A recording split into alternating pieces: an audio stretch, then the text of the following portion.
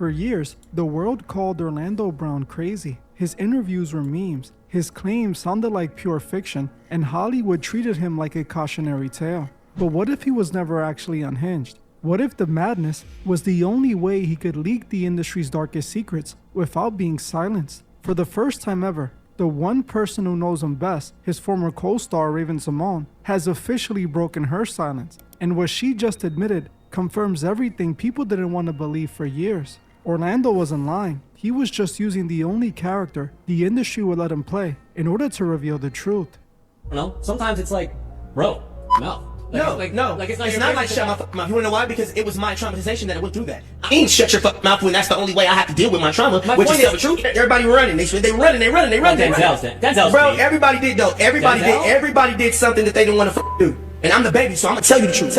You have to ask yourself, why is this the only industry where losing your way is considered part of the job description? The child star breakdown isn't an accident. It's not a coincidence, and it's definitely not just one or two isolated cases. We have watched this cycle repeat for decades, a conveyor belt of young talent that enters the machine bright-eyed and leaves it unrecognizable. Most people brush it off. They call it the pressures of fame or the price of the spotlight. But is it really just the cameras? Or is there something darker happening when those cameras are turned off? Something that affects the very core of these young actors before they even hit adulthood. For years, Orlando Brown has been the loudest voice in the room, telling us exactly what that something is. He's been screaming about the industry's dark side, and for years, most people chose not to listen. Over and over again, Orlando repeatedly warned about the disturbing nature of the industry elite parties. He described a dark hidden environment years before the first lawsuit was ever filed. We made love. Who you made love with? Bow Wow, Busta Rhymes, bro. It's my dad's friends. My dad sent his baddest friends on. Then you gave me the oosh gosh goosh. You gave me the oosh gosh muaf, the shmoosh mash. Yeah, son. I mean, The oosh gosh goosh wash. What in the hell? Come on, man. What the fuck? I mean, you gave me the oosh gosh muaf. I love it, yo. I love it. You gave me the oosh gosh muaf. Eve to me is basically freedom. It's a giant open universe where you... Today, Sean Combs is locked up behind bars, serving time for the very things Orlando was mocked for mentioning. Back then, people said he was crazy or looking for attention. They ignored the most obvious fact. Orlando Brown didn't just hear rumors, he was a child of the machine. Hollywood isn't as big as it looks. It's a small, tight-knit community where everyone stays at the same hotels, eats at the same restaurants, and attends the same private gatherings. Orlando didn't need a source. He was in the room. That behavior that they called crazy is just a way of keeping himself alive. It's easy to dismiss a man who looks like he's off his meds, but it's much harder to dismiss a veteran who has been in the industry for over 30 years and seen it all. In a raw conversation with fellow insider Jamie Kennedy, Raven-Symoné did the unexpected. She validated Orlando Brown. This wasn't the same old Hollywood PR nonsense interview. Instead, they dove into the shadow world, the occult, the predators, and the parents who view their children as a paycheck rather than a human being. Do you think the Disney Channel alumni end up the way they are? Only a few adult actors that have come through as children. Yeah. And they're good. Some are completely out of the business. Some of them, God rest their soul, aren't with us anymore. And some of them are doing good. And are scarred from the industry and never come back. Yeah. So, there's a ton of stuff. There's stealing of the person's money. There's like the thing of you don't even know what you're on. You're on a set, like you don't even remember that part. The pressures of fame. You're 11, but you're really 37. You know what I mean? And it's like there's access to drugs. There's access to sex. Yeah, it's sick, but there's all types. And I haven't seen that shit. But like you hear more and more now, and then like the darkness. And then if you want to go dark, it's like how dark do you want to go? How dark do you want to go? Well, there's some occultism to you to decide what you want to share. So during the podcast, the conversation of child stars was brought up, and things quickly took a dark turn. When Amanda Bynes was mentioned, you could visibly see the room go cold. Jamie, usually the comedian, was so affected by the mention of her name that he started tearing up. I applaud him because I could almost cry. Like I worked with Amanda when she was 16 years old. And I'm sorry. I love me some Amanda. She's so sweet. She's super sweet. She's I talk to her now. Sweet. I talk to her every now and then now because I want to go like this. Her. I want to go like this. Come here into my black Southern arms and give me a hug, mama, because you need a hug. She's going through it, you guys. She's going through it. I don't know what happened to her, and I just remember how sweet she was, and all. Damn, man, the bodies are kind of crazy nowadays. So, man, a lot of industry people are. All of the different. I don't even know what was gonna happen to me. Like she was the epitome of sun, and I don't know what she's going through. And the business does that. They know something serious. Oh my God, that's crazy. That is Amanda Bynes. Whew. Dark happened to her, so messed up that it literally drove a grown man into tears. He, Raven, and Orlando are all members of a club that everyone on the outside wants to join so badly. When I was a kid, I wanted to be a Disney kid. To me, they were living the dream. But now, the very actors I grew up watching are admitting the industry has a much darker side than anyone knows. Amanda Bynes and Orlando Brown are clearly victims of it. During one part of the interview, Jamie brings up parents selling their children to the industry. Eventually, this ended with the topic of Orlando Brown, someone who not only had once had a close relationship with Raven, but he also said distasteful things about her during his interviews. Raven had every right to talk down on Orlando, but she didn't call him a burnt-out loser. She called him smart. She called him calculated. She compared him to a heel in wrestling, someone who intentionally plays the villain so they can say things that sane people are too afraid to touch on. I will always be this way with Orlando. I think he is one of the funniest people I've ever worked with. So funny. I think even now he knows exactly what he's doing. He, to me, is an unhinged Cat Williams of his generation. Unhinged. He's smart. He's smart. So smart. And I know Orlando's history. I know his life. I know some of his personal, and that's not my MO. That's why I've never really fully engaged, because I know my strengths, and my strengths aren't the quips that he has. It's not like I would have never done bop, bop, bop, bop. Like, that's not hilarious to me. I do think though that you're messing with the industry that raised you, bro. You're calling out people that he went deep. He went deep with a lot of people. But you're telling me that he's a wrestler? You know what that means? He's a troll. Saying he's in his heel era. I think he is. I think he's in his attack era. But when he goes after the industry, do you co-sign it? Come on, you know it's not the best spot. I know that's why I do not combat Orlando, because some of the things that he says, I'm not mad at him for. No. But when he comes for people with, listen, you have to know how to bait people in this industry, then say the truth, and then leave on a button. And I think he does that perfectly. He says some crazy then he tells the truth, and then he leaves on a button, and you don't know what you're And my brain is like going, what? I'm grabbing, what's real? And that's exactly what he do.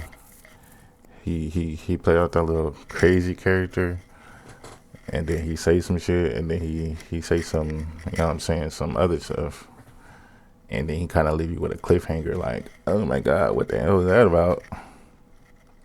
Not, you know what I mean? So like, he's doing the job right. Amazing. And I'm not mad at you, bro. Just keep my name out your mouth, and keep the people that you lying about out your mouth. That's all it is. And I'm not.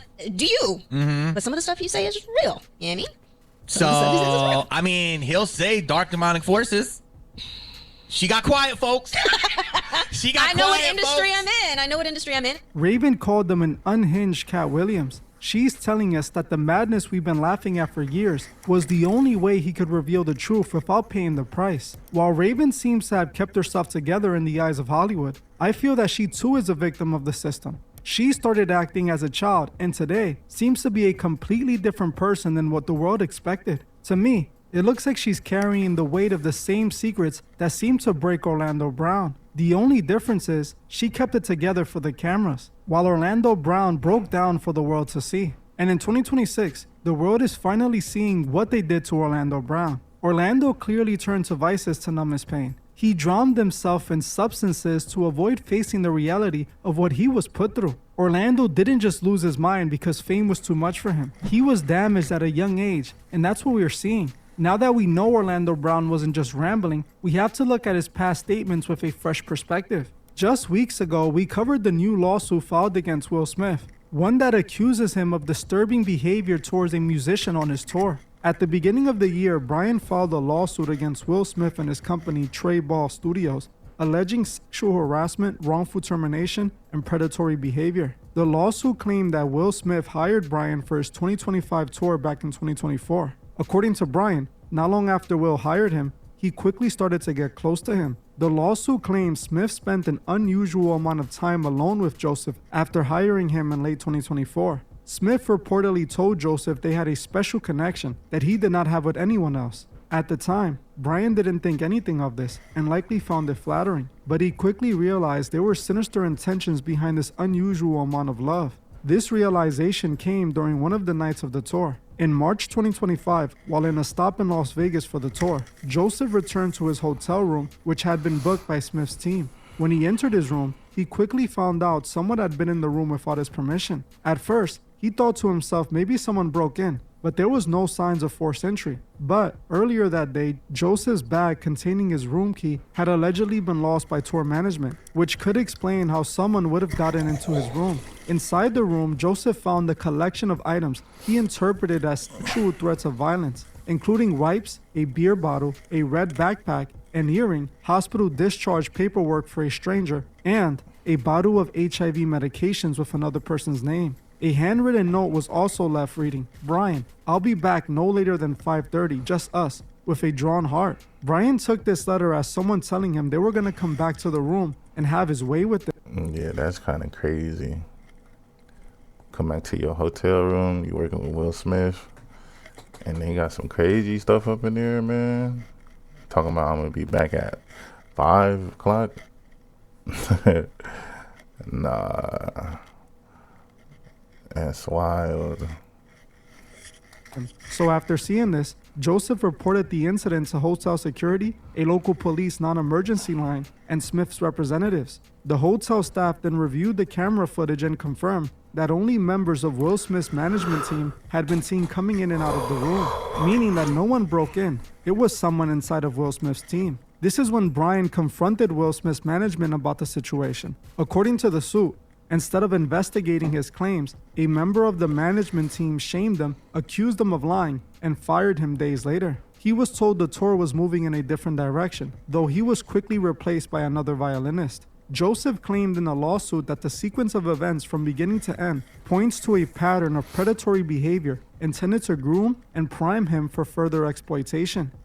My name is Julie. I live in Sheepshead Bay. In 6th grade, something happened. He's basically accusing Will Smith of trying to break him into the industry, as it's a well-known rumor that many of these male celebrities have to give up their manhood to climb the ranks in the industry. Years ago, Orlando accused Will Smith of things that seemed unthinkable at the time, and everyone called it a breakdown. What are you talking about, my nigga? You me as a kid, you nigga. You me as a kid and you all my kids, and you still trying to fucking get away with this nigga. But if Raven is right, and Orlando was using this heel strategy to leak truths the industry would otherwise silence, then we have to look at these comments differently. He was right about Diddy years before the 2025 sentencing. He was right about the parties and the circles that define the Hollywood elite. But the list of names doesn't stop with just Diddy or Will Smith. Orlando Brown has also called out another Hollywood giant who is now being sued for their disturbing behavior too. The Hollywood mogul Tyler Perry. For years, Orlando Brown has been vocal about Tyler Perry. He spoke in riddles about the casting couch and the specific requirements for young actors looking to make it in Atlanta. He was talking about Tyler Perry. And at the time, Orlando was dismissed as disrespectful or simply out of it. But look at the headlines from just weeks ago. I just made a video about Tyler Perry's new lawsuit that accused him of the very same gatekeeping activities that Diddy was accused of. But Tyler Perry knows what he did, man. He knows what he did. And Tyler Perry is being accused of assaulting a male employee. Oh, he did it.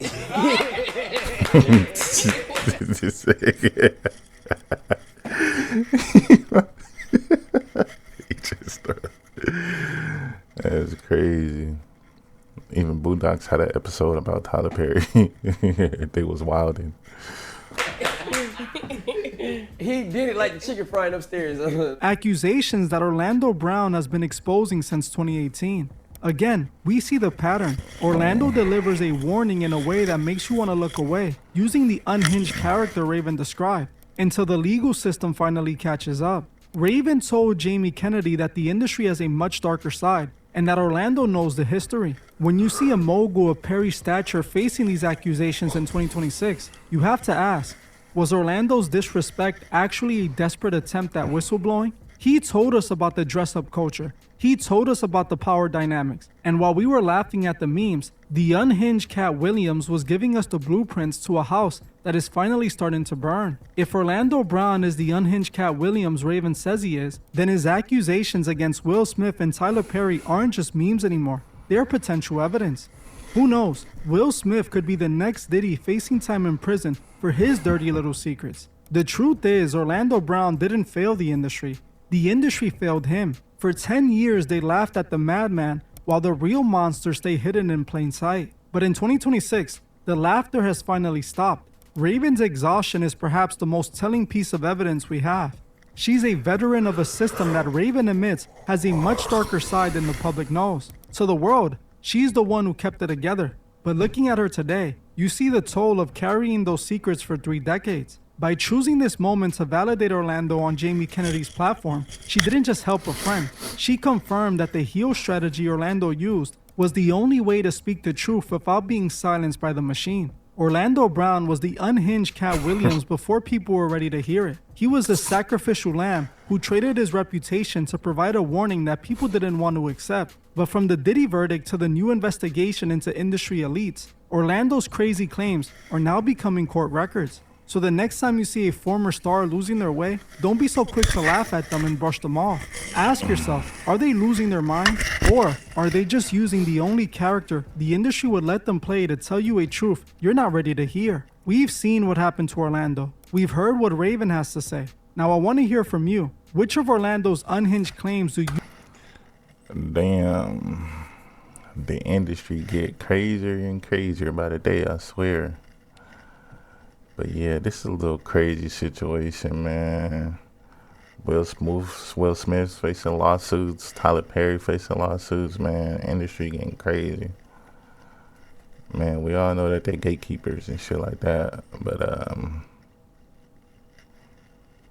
man, let me know what you guys think about the situation, man. Shit, man. What do I think? I think I feel like Orlando Brown just says a whole bunch of crazy stuff, but he mixed the crazy stuff with the real stuff, so it doesn't really seem real. But yeah, you know, he was in the industry, so it's not like, you know what I'm saying, he ain't seen some shit. But yeah, let me know what you guys think about this shit, man.